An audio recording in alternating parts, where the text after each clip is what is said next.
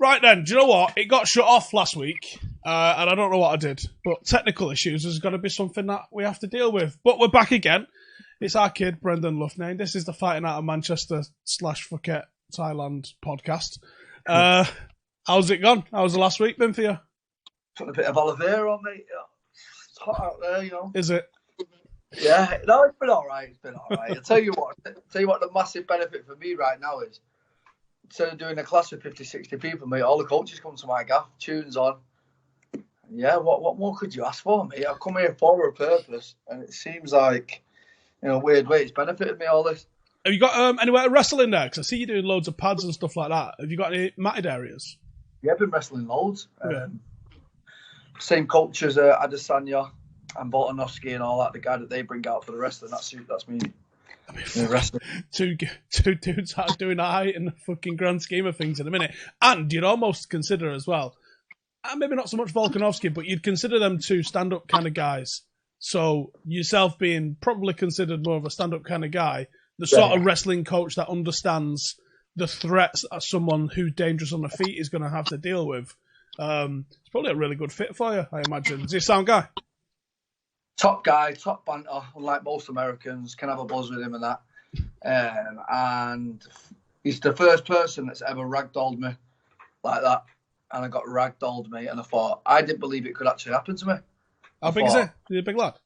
Not much. Nah, I reckon if you used to wrestle at 157, so I reckon no more than £10 over that. So I reckon about 82 key, 84 key, 82, 84. But came first day, never trained. Obviously seen him about, but mate got khabibed. Well, I was like, what am I doing here? Like, what is happening to me? And I needed that, mate, because I didn't think it was possible.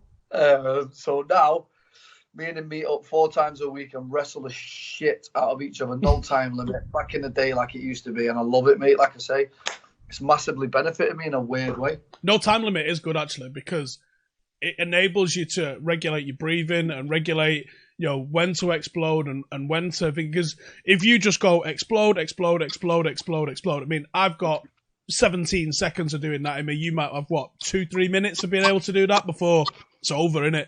You can't physically do it. Once the gas tank hits empty, it's a very daunting feeling. You have to go to a place where it's not very nice, let's say. And I've not been put there for a while in wrestling.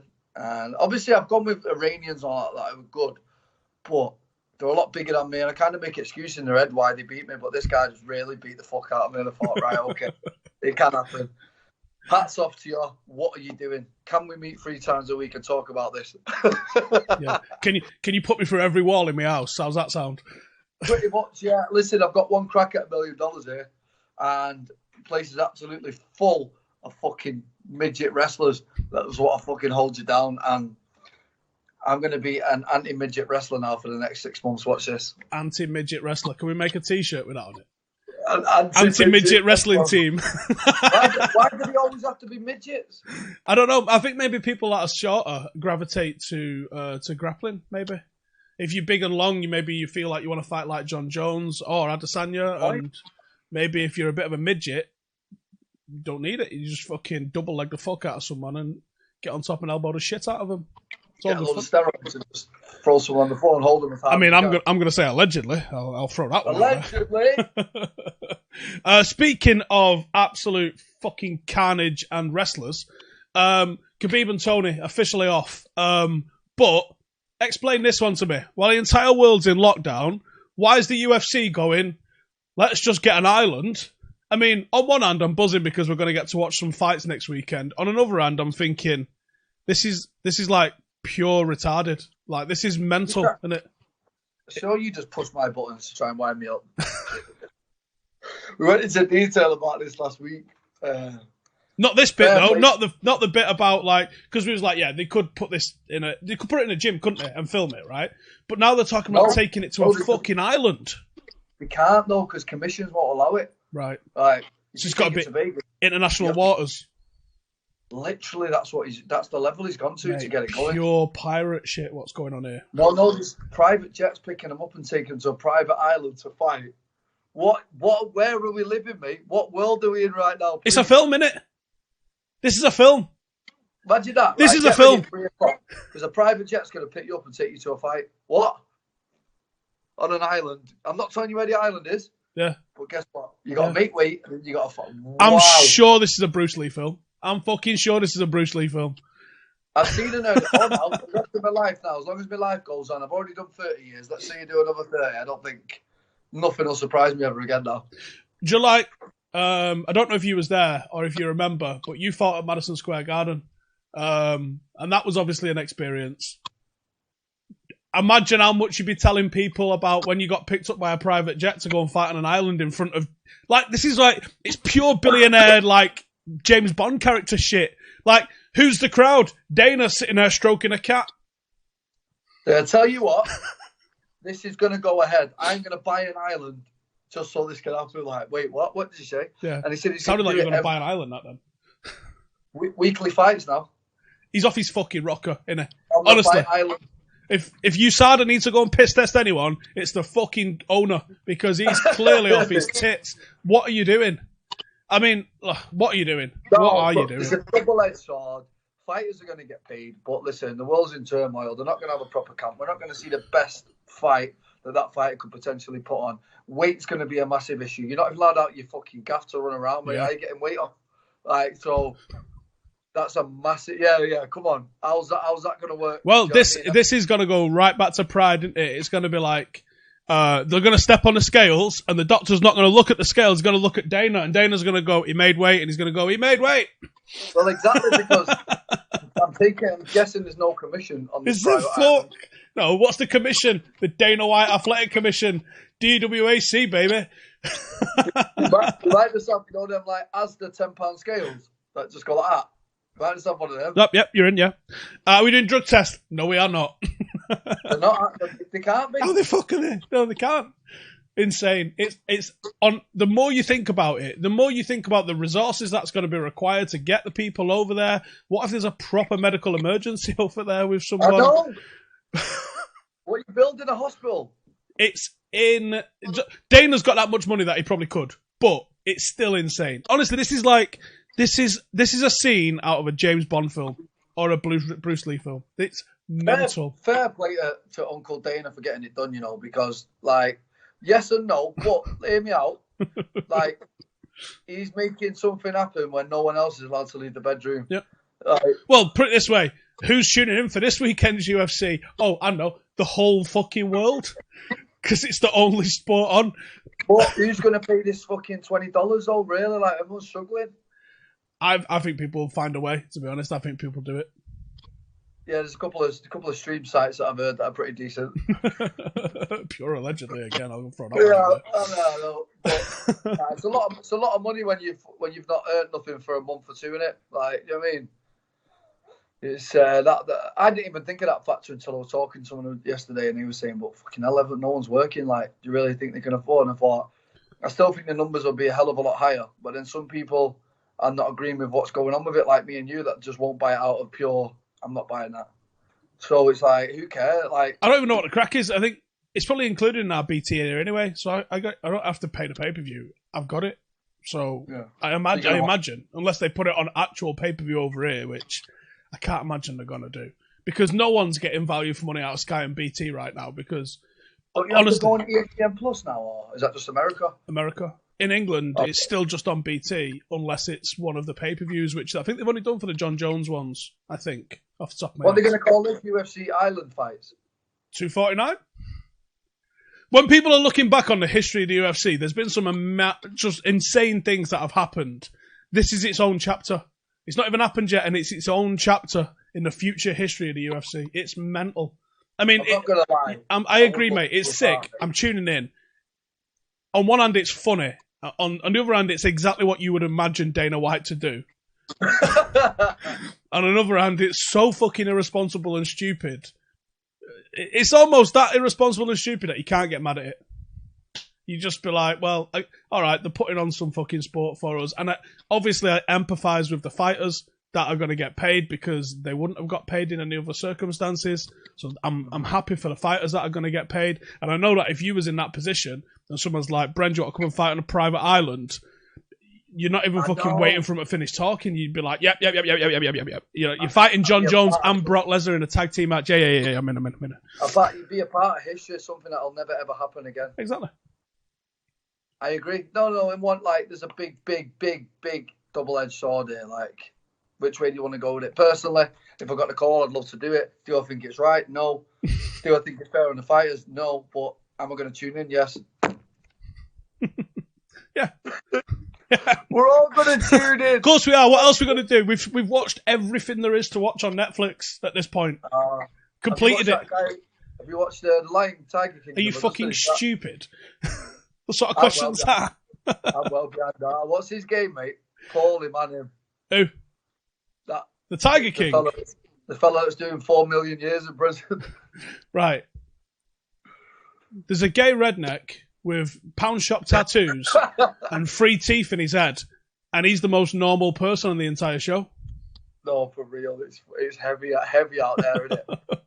What about when he got married as a triplet? I didn't know you could do that. I was literally watching that going, wait, what? Wait, how's this working? And then at his funeral, when he starts talking about him coming and rubbing his balls in his face, and you're like, fucking... Let's just put it this way. I don't ever want to go to Oklahoma. I don't have any plans of going anywhere near Oklahoma anytime soon. Honestly, if you just had to use words, like, just no sentences, just words to try and describe Tiger King. Murder, meth, gay polygamy, shit tattoos, rednecks, tigers. I mean, the tattoos.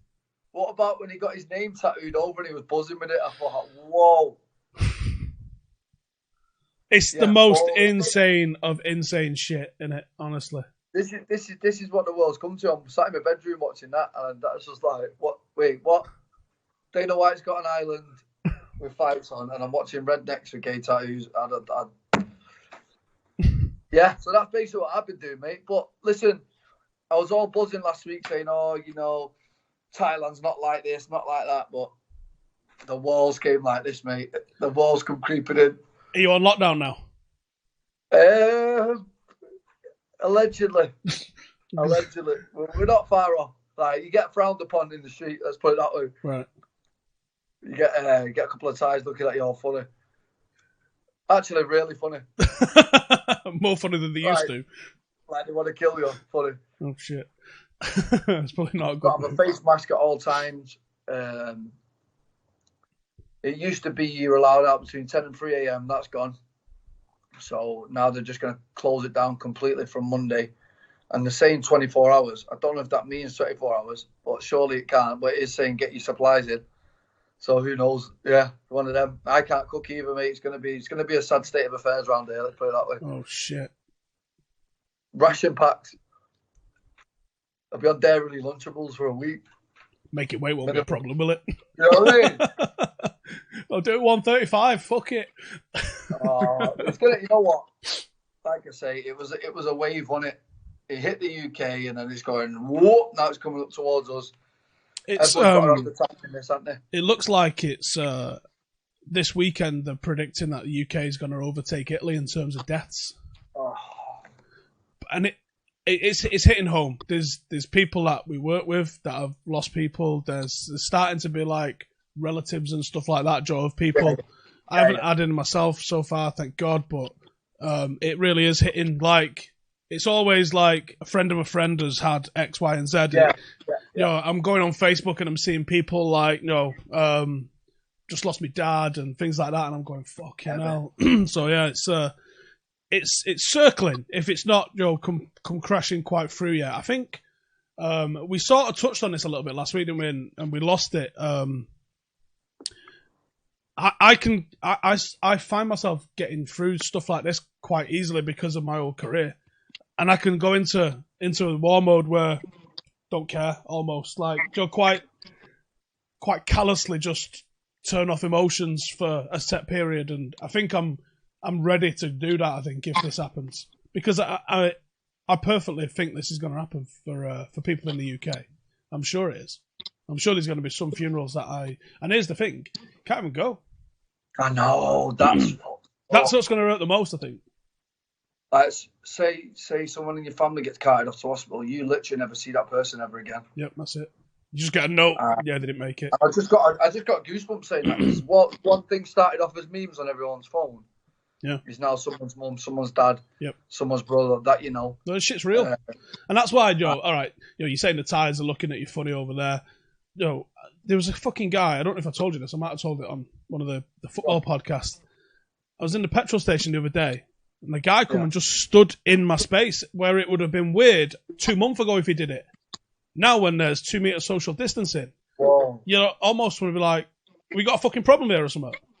So I moved, went round to another part of the store, and he came and did the same thing again. What? And you're like, right. What are you doing? Yeah, like, come on, man. Don't take the fucking piss. It's, I know it's weird. Was that you overthinking it, or did that physically happen? No, it did. And then I thought, I'm just going to go to the till here. And I got distracted by some, wasn't a salad. And I got to the till. And I got to the till after him. Now, they've made like a little chicane and barrier sort of thing in between the tills. So you stay a couple of meters back, and there's also space to get out the other side. And there's arrows on the floor, just so you don't walk back through the queue. Yeah. And he just turned and started walking towards us. So I was like, "You fucking kidding?" And then he realised what he did. 3 times he tried to fucking walk into us, just not on it. So I shouted at him, and he went the right way. But you're thinking, "Fuck me, man!" Like, how are you leaving the house thinking everything's normal? Because it ain't, and it feels like it ain't. Like, I'm going outside and I'm touching my face and stuff, and I'm noticing I'm touching my face, and I can feel where I've touched my face, and it feels dirty. Like, it's fucked up in it. Like, I'm feeling like, oh shit, like I need to just get back in the house. It's going to be weird, you know. There's going to be like long-lasting ripples on the back end of this for how people are with each other in society. I'm sure of it. Well, do you know what's mad as well? I sit and watched our podcast with Dean Garnett again. Oh no. Have you watched it? No. I don't want to speak to him until this is over, though. I'll tell you that for free. This could be like one of the moments where they replay something what someone said way before it happened. Was he talking about 5G? He was, and he was talking about a lot of other stuff. I do watch conspiracy theories, don't get me wrong. But there were some things on there where I was like, oh my, like, it kind of called some of the things that are actually going on right now. And I was thinking about getting him back on, obviously. If you've not watched that, go and watch a Dean Garnett podcast with me and Stephen. But watching it back now, all types of things are going through your head of what's really going on. No one really knows what's going on. No, it could be bollocks. It could be bollocks.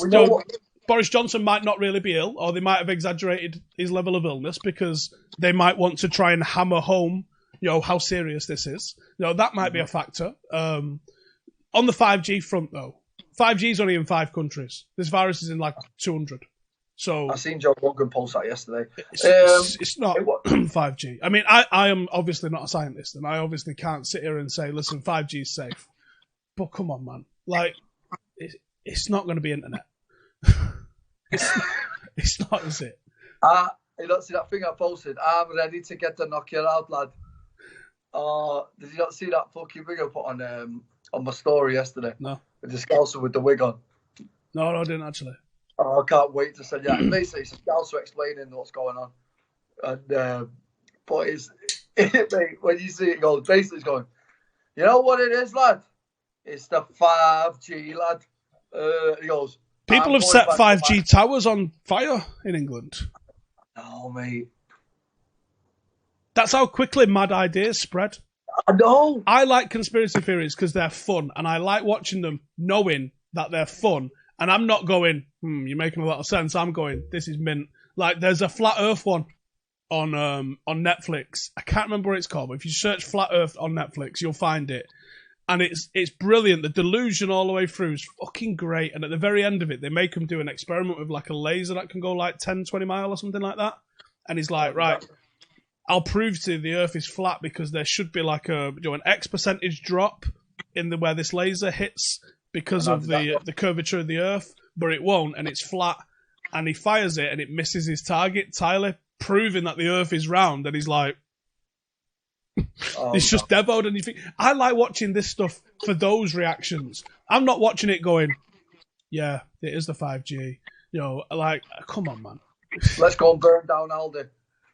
Yeah. Oh my God. Yeah, it's great. It's getting. Yeah, well, who knows what it is? I certainly think there's something that's not being said. Probably. Well, I mean, for starters, how bad do you have to cook meat for it to give someone else pneumonia? Do you know what I mean? Like, is it really just one bat in China and we're all sat in our bedroom? Is that crazier than 5G? Probably not, but that might be the truth. True, exactly. Like, we get told it's a bat in China, we all go, all right, sweet. And like, nobody's going, wait, a bat in China? Are you joking? Yeah. How bad do you have to cook? I mean, I've burnt some food in my time, right? I've never caused a global pandemic with it. I've never sent the whole world to the bedroom anyway. Imagine, yeah. The whole world got grounded because you couldn't cook proper. Mate, honestly, but like I say, last week it was like, oh, I don't know what it's like. You know, I wasn't really experiencing what you're experiencing, or was experiencing, and now it's kind of hit the wave come here. They started by closing the gym. It was the gym, the restaurants, the bars, then it was curfew, and now Monday it's bump, bedroom time. I'm blessed though. I've got a skipping rope, I've got a swimming pool, I've got a training partner that I live with. You're in a fucking mansion. I've just had a text come through from Alex. He's just said there's no fights in England until November.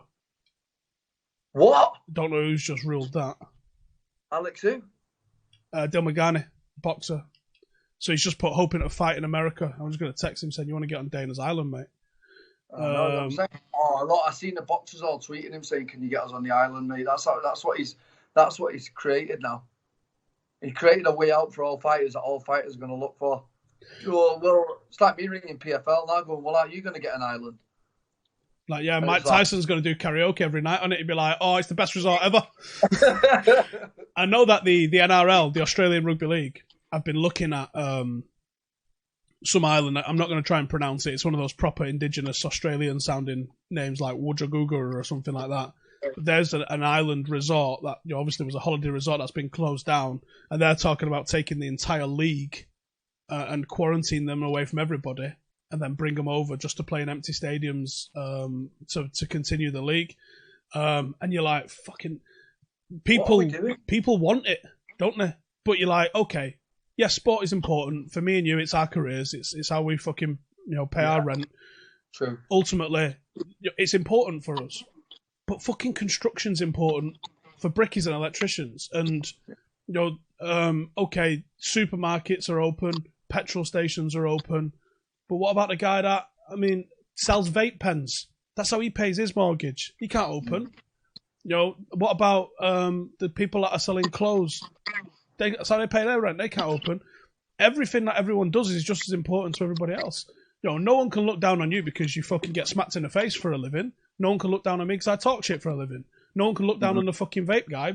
Whatever we all do for a living is whatever we all do for a living.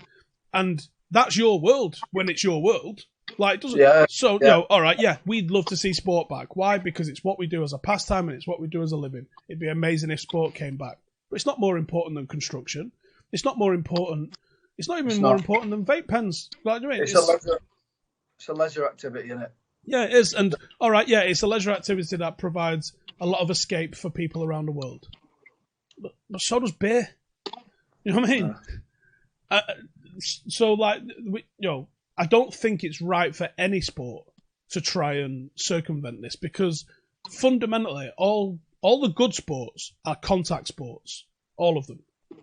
I don't think there's a good sport that isn't a contact sport. And contact sports require medical staff in attendance to operate. True. And if you're taking medical staff away from hospitals at the moment, you ain't doing it right. That is not the right thing to do. At the moment, everyone needs to shut the fuck up, help out where they can in terms of making sure every fucking hospital, doctor, nurse, janitor, fucking pharmacist, everybody that's involved in getting people back on their feet needs to do everything that they can to get people back on their feet. Because the more people that are able to fight this, the more people that are able to clean this up, the better it's going to be. If you or I get it, chances are we probably get through it. But if 1 million people like me and you get it, then there will not be enough beds and there will not be enough ventilators. And if one of us gets a particularly bad dose of it, when we should survive, we will not survive. And that's where it gets fucked up. And that's what happens when the hospitals get overwhelmed because every cunt went out at the same time and sunbathed in a park or fucking didn't listen to the rules and all that lot. And like nothing. This is literally unprecedented. There's never been a time where the whole world got grounded. The whole world was like, what do you do? Well, unlucky, get in your fucking house. Like, unless you work in a fucking supermarket to keep people alive, you work on the national grid to keep people's electricity going, or you work in a fucking hospital, get the fuck inside and shut the fuck up and put Netflix on. At the end of the day, like, our previous generations had to go to fucking world wars, conscripted, not voluntary like me, conscripted. You're like, hey, do you want to go to war? No? Well, guess what? You're fucking going. And off you go. And millions and millions upon died. To save the fucking world, the whole world just needs to not go out. Come on, man. How can you not just go out? I like being a rebel and I like fucking flouting the rules every now and then. But it's just pure selfishness from people to do what, because you couldn't fucking handle staying inside for a couple of weeks. It's the easiest way to save the world that's ever been given by anybody. I know. It's black and white at the minute, isn't it? The whole world's on lockdown. Stay in your house, have some family time. You know, we were touching on this last week. Get yourself fucking fit. I don't want to wear all this. I can't do anything, and I'm just going to wait. I'm going to start my diet after this thing, and, you know, I'm just going to eat shit in my house and put yourself on more of a downer. You know what I mean? Eating absolute shit, waking up feeling like shit, giving yourself no routine, go to bed at 4 a.m, waking up at 3 p.m. Like, routine's a big one, isn't it? Yeah, sticking to routine, man. Like, I'm very fortunate that we can move around, so I'm bringing coaches to my house. I'm watching, you know, positive things on TV. I'm listening to good podcasts, and because if you let it affect you, mate, you're just going to sit there all day driving yourself absolutely bananas. And you know when you drive yourself bananas, you eat shit. And you know when you eat shit, it's a dominoes effect. And then you put on weight. Dominoes effect. Then you walk past the fucking, literally. Excuse the pun. Then you walk past the mirror, then you gutted at yourself in the morning. And it just fucks up your whole day. Get yourself a decent podcast. 3 goals. You give me your 3 goals. What were they finally? Oh, did I have 3? No, you got to come up with 3. Your first one was 100 press-ups. You said something else. You're reading more books. There's 2. What was the 3? What have you found yourself doing more? Spending time with your kids, obviously. Yes, without a shadow of a doubt, yes. I do reading. Like, I've moved them all because they're all over here now. I've got about 10 books on the go here. Not reading all of them. Some of them are to do. Some of them have been done. I'm reading. Masterclass was, I think, what we talked about last week. There's the app called Masterclass where you can have a look at. Serena Williams is teaching you tennis. You've got like Samuel L. Jackson on there, I think. You've got What's that called? Masterclass. Oh, is that an app? Yeah, it's not cheap. You have to pay it up front. It's about 170, 180 quid up front, and then I think you get access for a year or something like that. But there's, you've got astronauts teaching you about space. You've got Neil deGrasse Tyson teaching you. It's amazing. So I'm trying to get onto that. I'm not doing enough of that as like I would.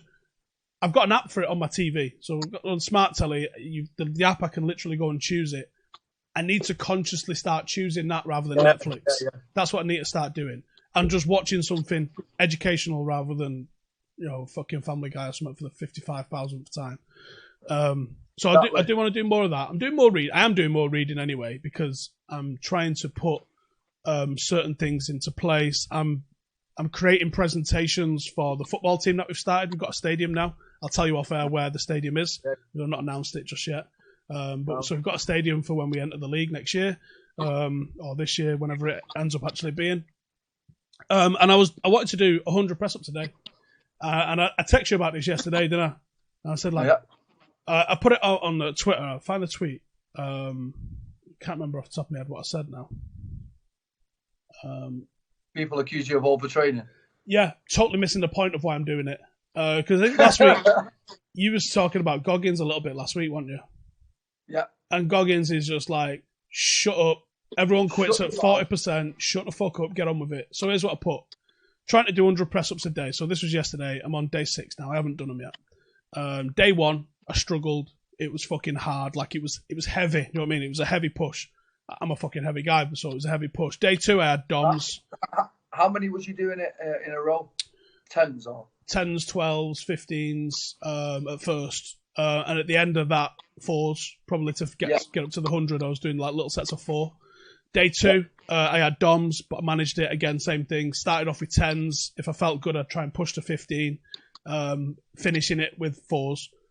Day 3, DOMs, well bad, like proper, like every time I lowered myself, I was like, fucking hell, that hurts. But I felt lighter, even though it was hurting, I felt lighter, and I repped them out pretty easy. Day 4, no DOMs, felt good. Did it in 5 sets of 20. Pretty happy with that. Day 5, no DOMs. It's like no tenderness in my chest, in my triceps, nothing like that. Couldn't do more than 5 at a time. And I literally just posted that. And I wasn't like, oh, any advice? Why is this? I just posted like my experience of it. The amount of people was like, oh, you need a rest day. Shut up. Like, oh, you've got to mix up what you're doing. You can't do it. If you're doing push, you've got to do pull as well. I'm like, it's not what I'm training for. Like, I'm training for mental toughness. I'm training to prove to myself I can do 100 press-ups a day. It's not about... I don't think I'm going to fucking do 100 press-ups a day for a month and look like Yo Romero next Tuesday. You know what I mean? It's not going to happen. No. Well, going back to that, I want to give you an update on mine also. I hit the speed bump yesterday. Mate, I thought you fucked them Red Bulls off. I have. What are you talking about? Sat in your house drinking Red Bull. You're the exact guy I'm talking about on air here now. Get off the Red Bulls, mate. What are you on about? What are you on about? Not allowed energy. It's not even a Red Bull. You don't need energy to sit there. Next thing. I hit Wednesday. Well, what is it? Wednesday, so it's Tuesday actually. I think it's probably my 13th or 14th. How long have we been? Probably about 12 days straight, 12th, 13th day.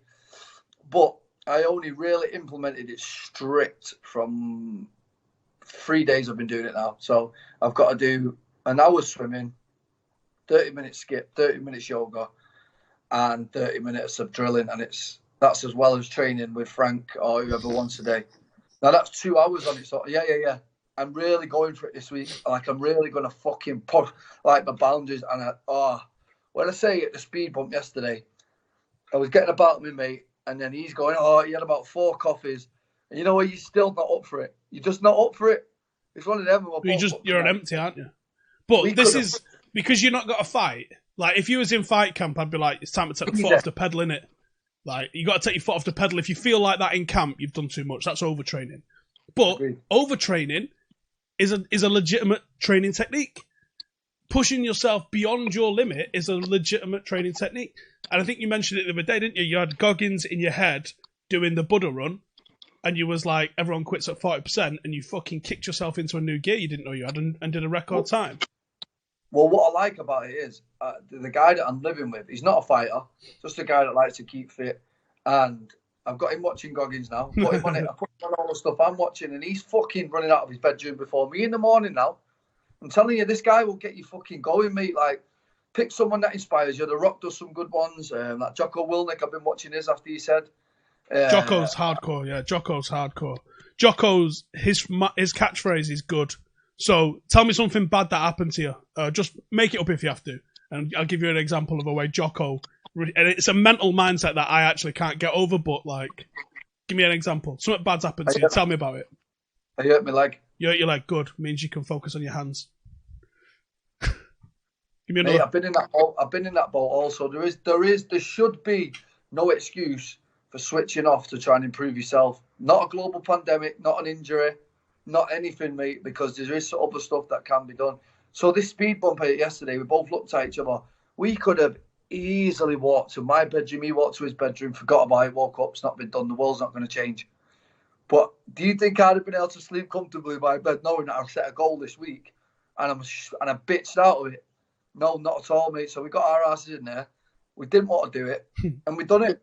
Today I'm going to do it again. I don't want to do it. I'm fucking well tired, sunburnt. Like there's a million. I've got to do 2-3 interviews before it. There's fucking loads of things I could make up today. But I'm going to fucking do it because guess what? I'm not letting this get me down. I'm not letting this. I'm not coming out the back end of this worse than when I went in it, which everyone else is doing. Like, well, it could go either way, couldn't it? I think people are either going to fall apart or they're going to come out like fucking iron on the other side of it. I hope to get that first call for PFL. I hope I'm on their first show that's available because I'm not messing around. I had a goal.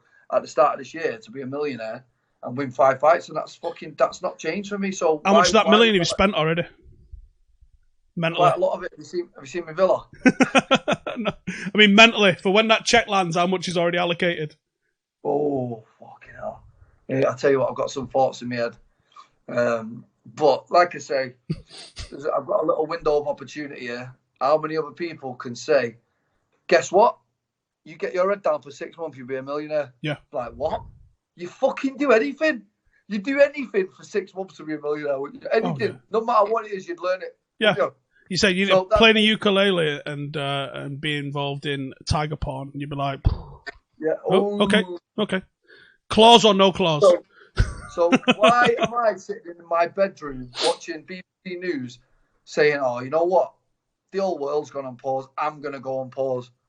Fuck that, mate. I'm using this time wisely. I'm using the little bits of equipment I have got around here to full use.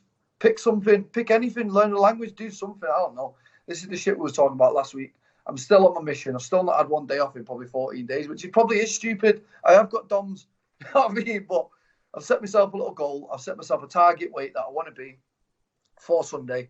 If I make that on Sunday morning, I'll have Sunday off. If not, guess what? I won't have it off. Yeah. And that's kind of my mindset along with, if I don't achieve the goals this week, then I'm not doing it. Do you know what I mean? So we've also wrote on there, which is, you like this one. I don't know if I told you last week. We put it up on in the wall in here on a piece of paper, what we've got to do each day. We have to do 1 random act of kindness per day. Right? So, do you want to hear what our random acts of kindness have been? Do it. So, first one, we set that goal. This was Sunday. I'm coming back, flying over the hill. I see this couple on the side of the road. Petrol ran out. I ride past them. Usually, I just ride past them. I thought, shit.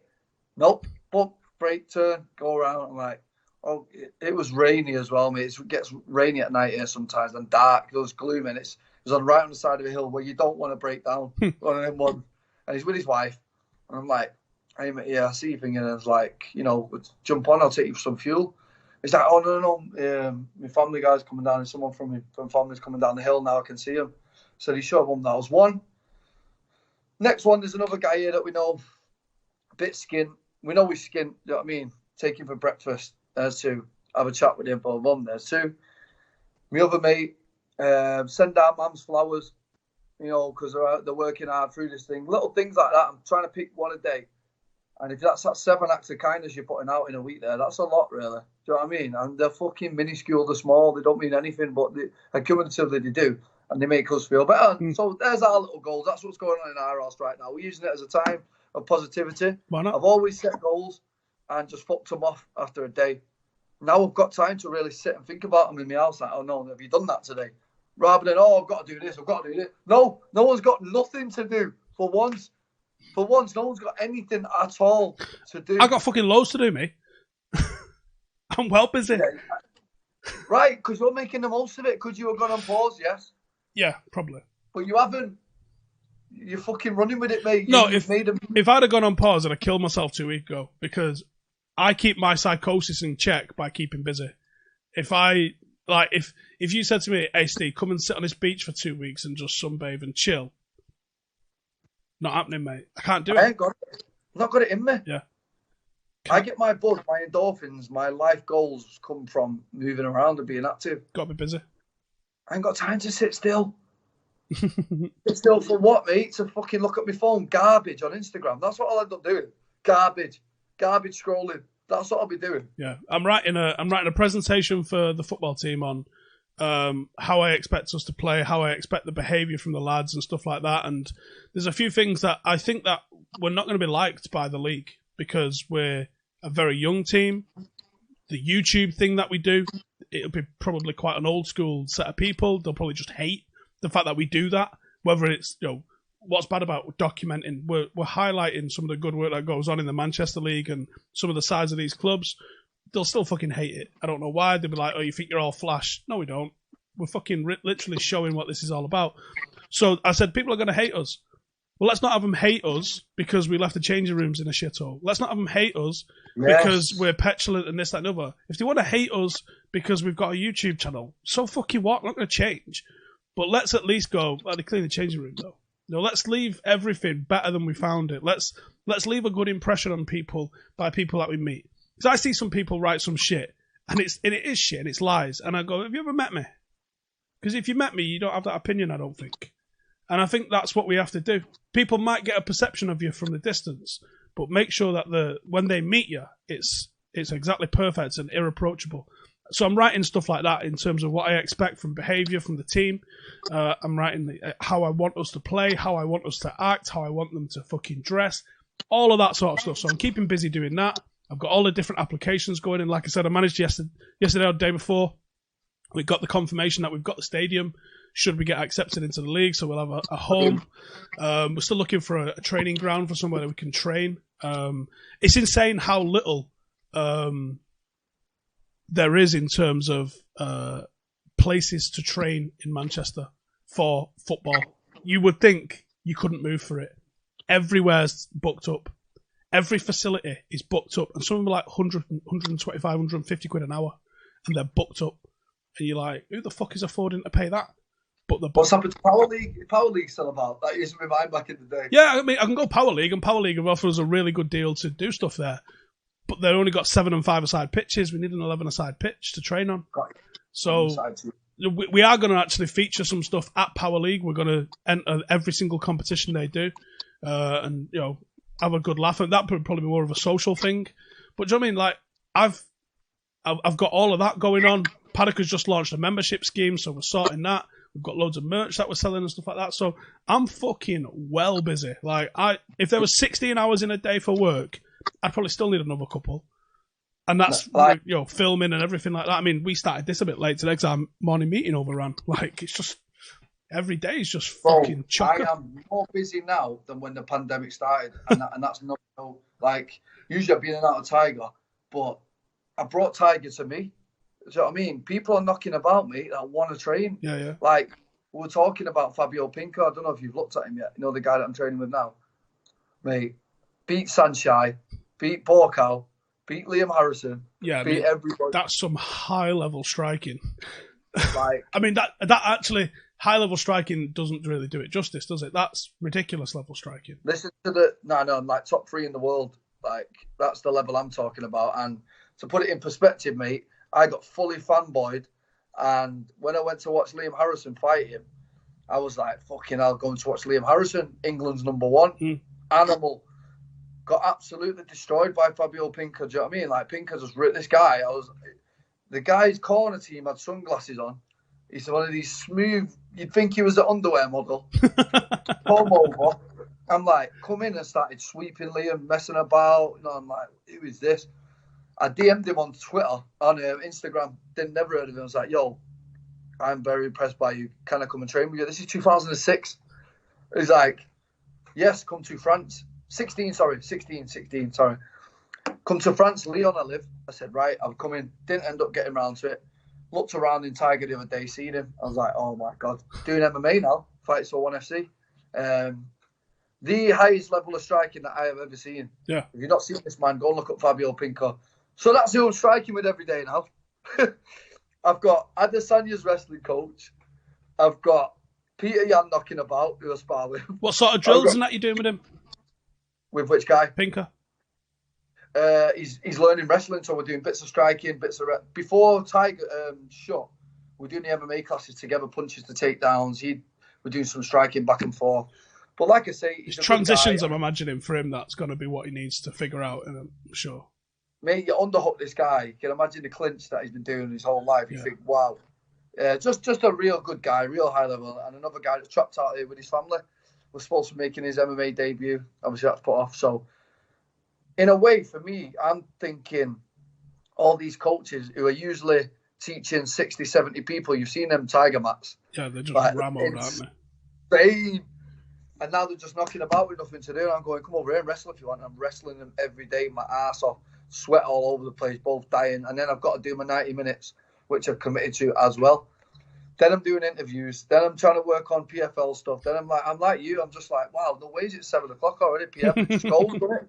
When you really put your mind to something, it just disappears, the time. And that's what I feel like it's happening here now. But massive blessing in disguise for me personally. The whole world's in turmoil. But I never thought that I could be took down and held, I genuinely thought it couldn't happen to me, and it has happened to me now. Good job it's happened to me before we entered this tournament. And granted, we're not striking each other. This is pure thoroughbred wrestling. I'm in his world. Do you know what I mean? But it can happen. Do you know what I mean? And now every day I'm slowly getting took down less and less and less and less. And this guy's a great guy to work with. And for me, selfishly, I'm using this as my time to work on what I didn't think was possible to happen to me. Well, I always thought that's the only way. Like, if I'm trying to fight you, if I'm trying to corner a fighter to fight you, unless I've got a better range than you in terms of, can I keep you away either with feet or hands? And chances of that are slim because you're tenacious as fuck. So even if I've got length over you, I think you come under it. I think you come around it. I don't think that's the most obvious way to do it. I think the obvious way to do it is to put you on your back. It's the same way with quite a lot of effective strikers. Am I better on the ground than him? Have I got better jiu-jitsu than him? So the one thing that you do is you do that. I think you'd be unstoppable if you had more offensive wrestling. So I know that you're doing the anti-fucking midget wrestling camp at the minute, but I think if you added some, and I know, and fuck Dana White, by the way, but like, I know if you added some offensive takedowns that would score rounds, fuck that Widge. You won the fight. You won it fucking comfortably. It was a brilliant performance, and he's a dick. But if you'd have been able to add some of that in, just on the off chance, just to have it in your top pocket, because you never know if you get caught in the first fucking 20 seconds of a fight and you have to scramble and you have to hustle. I'd rather you had it in your pocket, that you had some offensive wrestling to change it up. I mean, look at fucking Daly and MVP. Nobody saw that going down like that. Let's just take what you're saying and let's look at my last 3 fights. Bill Algeo, contender, took him down 2 or 3 times. The one after that, the American geezer from Alpha Male, no one expected that. Yeah. Flipped him on his, took him down a few times. And then my last one took him down a few times. I've got a very varied attack. And I accumulate that of living and training with Dominic Cruz. That was always his game. And some of the transitions we worked, like, for example, at the end of the last fight, he was in my corner and he was shouting takedown, and I got it. And I did a hook kick, and I took that takedown and a hook kick as the best. Like, that for me was better than the win, because I know that 12 years later, I'm still using new techniques. A hook kick, I got taught that when I was 16 and dismissed it, but now I'm actually throwing it, and it shows that I'm still growing. I'm evolving as a martial artist, and like I say, I didn't know it was possible to get ragdolled like that, and it is, and I've realised that now. So now I'm working on it. I mean, you got to be very, very egoless when you're trying to better yourself as a martial artist. You got to be pure honest, don't you, and go, right, that needs fucking shoring up quick. I know loads of kids here, that won't go to the wrestling class, won't go to the jiu-jitsu. They're avoiding what they're not good at. They're swerving it, and they're like, oh, yeah, no, I don't need to do that. I'm a wrestler. I'm like, are you delusional, mate?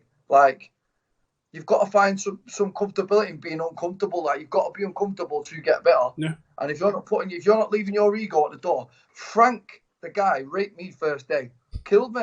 I could have easily avoided him. What's he getting you with? What's the thing that you didn't have the answer for? To be fair, I think number one, I was unfit. I come here with no wrestling. I'd not wrestled since November last year, like before my last fight. So I've not done that. And now my fitness is coming up. The rounds are getting better. Do you know what I mean? So it was a bit of that. But he's also a phenomenal wrestler and also a phenomenal coach. And he's tenacious and he's very good. And Israel Adesanya, Volkanovski and all them boys would not fly him over to be their wrestling coach if he was no good. And I realised that. And he's also a great guy. He's a great coach. But having said that, in my head, it was a pure wrestling match. It's his world. He said, Brenda, I said, you know what I said to him? I looked at him, I said, how did you do this to me, mate? Like, this don't, and he's like, bro, you know, like, you've done MMA since you was a kid. This is what I've done. I'm a wrestler. This is what I do. And he's right. There's some people that are just masters at the craft, and I've met one of them, luckily, along the way, along my journey, because PFL this year is absolutely littered with wrestlers. Bubba Jenkins, Division 1 All-American. Lance Palmer, 10-0, Division 1 All-American. Jason Soares, Division 1 All-American. All the best wrestlers that are out there, but this is what I needed. I've got 2 of these, and a big-ass one of these, mate, and a big check to spend, because it's already spent. You know what I'm saying? So, yeah, no, like I say, I'm very positive about this situation. The global pandemic has not stopped me working. If anything, it's benefited me. And by the looks of things, Stephen, it's benefiting you, mate. We'll see if we get out the other side of it. It's been rocky. Work-wise, yeah, it's been rocky. As it stands, we're not letting anybody go. I'll tell you the exact figure off air, but like we are fucking way down in terms of revenue. If we can get through this, I can't wait until the football season starts because I think we'll be in such a good position for when it all kicks back. That Liverpool are not going to get the title? No idea. I don't think it's been decided yet. That can't be real, mate. After what they did this year. Are you mad about it? I'm fucking mad about it. If they, do you know what? If they award it them, it's better. If they just give it them. I know they're only one win away from having it anyway, but if they just give it them, they'd be like, it's not fair, is it? You didn't win it. It's so much better. If they just give it them, that's fucking hilarious. And they'll never end it. What do you think about? I know we don't usually get into football on this, but I've been following a lot of the world football stuff that's going on now. What do you think about this thing with that players should be given some of the money? Explain it to me. Right. So one of the politicians came out and decided to just have a go at Premier League footballers. But what's that about, mate? Don't know. Because not every Premier League footballer earns 300 grand a week. Exactly. 3 or 4 of them earn. In how many is in a team? 25 and 20 teams. In like 500 of them. 3 or 4 of them. So it's like 1% of players are earning that sort of cash. The rest of them aren't exactly struggling for the rent. But at the end of the day, why aren't we talking about the bankers? Why aren't we talking about people who work on TV? Why aren't we talking about like the lads on Match of the Day earn like Terry Henry earns more as a pundit for Sky than he ever earned as a player. Like he's on like 100 grand a fucking week, or he was. I don't think he even does it anymore. But why aren't we talking about? I don't know if this is true, but I saw a tweet going around saying the CEO of Betfair earns $7 million a year. Like why aren't we talking to these? Like, why are we making... I think it's because everybody knows who the Premier League footballers are. Yeah, yeah. And I think because not only do we know who they are, we also get told constantly how much they earn a week. It's in the narrative of who they are. They'd be like, Paul Pogba, who earns 300 grand a week at United. Why don't we say the Prime Minister, who earns 400 grand a year? Why is that never brought into it? Like, why do you never... No other trade does it have their salary as a description of that person. Yeah, I agree. It's fucking and because of that constant reminder that they're earning loads of money. Like if it was like Gary Lineker, the former footballer who hosts Match of the Day, who earns $2 million a year, paid for by the BBC, if they constantly reminded you how much he earns, people would be like, hang about, what's going on here? Wow, that was a big one. So, like, why don't... honestly, I think it's just because it's rammed down people's throats, and I think footballers do a lot. 99% of footballers are working class, and they've got families that are affected by this in a big way. Here's what people aren't taking into account. One, whatever the figure is that you get told in the newspaper, they're getting half that because they're paying a fat load of tax. Exactly. They're probably also supporting everyone in their family. As soon as they got that first fucking big deal, they was like, Mum, you ain't going to work no more. Dad, you ain't going to work no more. So it's not just one player. You're probably talking about at least 10 or 15 people. Every single player is a business. And there's probably 9 or 10 people that make their living on the back end of that footballer. Yeah, so to just say, you lot... I mean, Barcelona said to their players, you need to take a 70% pay cut. And they was like, the fuck we do? I think they've agreed in the middle at 50% somewhere. But either way, you're like... I'm contracted to that. We don't make players take pay cuts when they're injured, so why are we making them take pay cuts when they can't play? I think it's unfair to look at those, and I think it's unfair for an MP to come out and say it. I know. Because they've not allowed nurses' wages to be raised in the last 10 years. Yeah. But give themselves a pay rise at every opportunity. Why is no one fucking questioning that? Bollocks. I 100% agree. I just seen it knocking around in the headlines, and I knew you'd have a strong point on it. But these big wig bankers pointing at footballers going, yeah, take a pay cut. It's like, what? like, why is everyone pointing at footballers? Like, easy target. Because everybody knows what they earn, and there's no other reason for it. Yeah, it's not right, though, mate. It's not right. And I've seen that in the papers and I've seen it all over the news. Didn't Wayne Rooney come out? He got a right bollocking for saying something. Like, I've not what seen that about one, everybody actually. else? Yeah, Rooney come out and said, what about everyone else? And that didn't go down well. But fucking hell, mate. He's got a right to defend it. He's earned his place to earn that money. Do you know what I mean? At the end of the day, the footballers are earning that because it's a scarcity thing. If there was 700 people that was of the same level of ability as Marcus Rashford, you don't need to pay Marcus Rashford that sort of money. You just go and get one of the other Marcus Rashfords. Unfortunately, and I was in the same boat when I was a soldier. You join up for like 16 grand a year, and they're like, "Cool, do you want to go to war?" And you do for that money, and it's scandalous for the risks and the responsibility that soldiers get, that firemen get, that nurses get, that police get. It ain't right.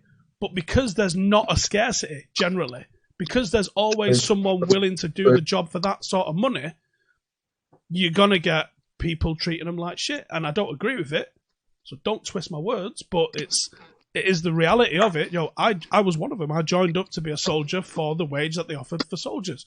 Is that wage fair? No. But you'll still get people doing it. You'll still get like working class lads like me with fuck all qualifications who see the positive sides of being a soldier and the lifestyle and go, I want to do that job. And the same with nurses. You'll get people who go, I want to help people and I want to be a nurse. What's the money? Oh, it's not great. Okay, I'll do it. Like, you could do it the other way around, but I don't know if that's economically feasible to say, we'll pay nurses 100 grand a year, we'll pay soldiers 100 grand a year. And what you'd probably get then would be a higher quality of nurse and a higher quality of soldier and a higher quality of copper, because people would then start needing to get better qualifications to get into those jobs and stuff like that. But I don't know if it's feasible to even suggest like tripling, quadrupling wages for people like that. Probably nowhere fucking near it. But I'm pretty sure the public would be happier with MPs being on minimum wage. Or even, I think you could probably reform the entire fucking, the way members of parliament work. Instead of it being, it shouldn't be your career to be a member of parliament. Especially because you always get a husband and a wife who are members of parliament as well. No. What are you two fuckers contributing to the society? Like, it should probably be like an extended version of jury service. Like, you're allowed to do 2 years maximum as an MP, and then you have to go and do something else. Or maybe you have to have served, if you want to be an MP, maybe it's not just a 2-year thing, but if you want to be an MP, maybe you need to have done 10 years as a nurse, a policeman, a fireman, a doctor, a soldier, some sort of public service where you've done on the ground, and then you can be an MP. Maybe the MPs need to have that, because like something like 90-something% of MPs are independently millionaires. So they've all had either family wealth or they've had businesses that they've done successfully and made their money. But maybe because it's supposed to be the House of Commons. The House of Lords is meant to be the loaded ones and the ones that have had land forever. The House of Commons is meant to literally be common people. That's why it's called the House of Commons. But they're not common people, they're fucking millionaires. There's no working class people, there's no middle class people. It's all posh cunts. So maybe it needs to start, maybe Parliament needs to be a thing where you either can't do it as a career, or you have to have served a minimum term, 5 to 10 years, as a copper, as a nurse. Imagine how different the country would be if it was run by people that had met the... Like, imagine like 25, or maybe even just do that, 25% of Parliament, 25% of every party, like Labour, Conservatives, Lib Dems, all of you. 25% of you has to be drawn from people who've worked in public sector as doctors, nurses. Yeah, they'd blag it, wouldn't they? But like, imagine how different policies would be with people who'd had real fucking jobs like that. The impact that have on the country, I think that'd be fucking brilliant. Well, the NHS is taking, they're heroes right now. They're getting them applauds at certain times of the day. And like I say, my mum's out there. She works for the NHS. My auntie works for the NHS. I've got loads of family. So for me, it's pretty hard because I'm here. You watch all the scarcities on BBC News, mate, on the TV, and you know that your mum and all that and everyone, they're with the NHS. So yeah, my sister's a physio, NHS physio. So, and you were right about, going back to the fight situation of sports.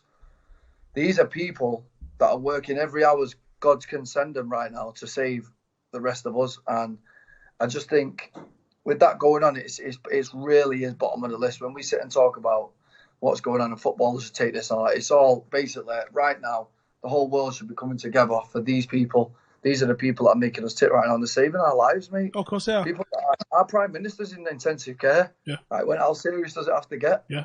Do you know what I mean? Just trying to find a message that I sent one of my cousins here. So one of my cousins is a nurse. Let me just find the fuck I said to her. There it is. So I said, what did I say? Where was it? Can't find the message I sent her, but I just said, look, this is your fucking war right now. You know, there was times in Afghanistan and Iraq where it got fucking hard and you had to dig in and shut off everything else, and you would work till you were beyond tired and you'd fucking been up for days and days and days, and you think that you can't fucking go on, but you can go on, and you will go on, and you'll get out the other side of it, and you're going to have made a fucking difference. And I was like, you just got to treat it as this is your war now, alright? You get to go home and be in your bed at night, but you got to fucking treat it as this war. And this is a war that's being fought by doctors and nurses rather than fucking grunts with guns. So just fucking... Yeah, get yourself through it. Yo, you've got all the fucking support we can give you. Yo, we're all fucking proud of you. Just fucking smash it, and we'll see you on the other side. And and if you're a fucking... Anyone that works in the NHS, that message is for you as well. Just fucking... Get through it. Anything that we can do to fucking... We talk shit, man. Anything that we can fucking do to help get you through it, let us know. We'll fucking try. No. Well, I think on that note, mate, let's get ready for the next episode. And hopefully, like I say, if there's anything that can be done from us or from anybody. I mean, I've had a few chasing status of doing a big campaign right now with the NHS, and they're sending out T-shirts and getting people to wear them. I've had another message of a girl called Jessica who's doing massive big hampers for the lonely people at the minute that are sat in the gaff on the road. Yeah, that's got to be a tough one. Like, isolating with your family is one thing. Positives and negatives of that. But isolating on your own, that's got to be tough. For a month or so. You know, I'm really lucky that I came out here with someone, because if I didn't, mate, I'd be doing it on my own right now, and it's not a nice place to be, mate, in a foreign country when you're trying to do stuff like that. There's people out here that are on their own. That are not leaving the bedroom, mate, and I wouldn't want to be stuck in Thailand. It's getting a lot stricter around here now, like when you're out on the roads and stuff and things, and scary time indeed. Right, we'll wrap it up there. Just stand in line, and I'll have a quick chat to you before you bounce. But right, cheers for watching, everyone. Make sure to subscribe. Go check out what Bren's up to over on Instagram, because well, it's interesting, shall we say? Not anymore. Not as interesting as it was. Yeah. Right, make sure to subscribe. If you want to help support the channel through all of this, then check the link in the description for our Patreon, and I'll see you in the next one. Laters.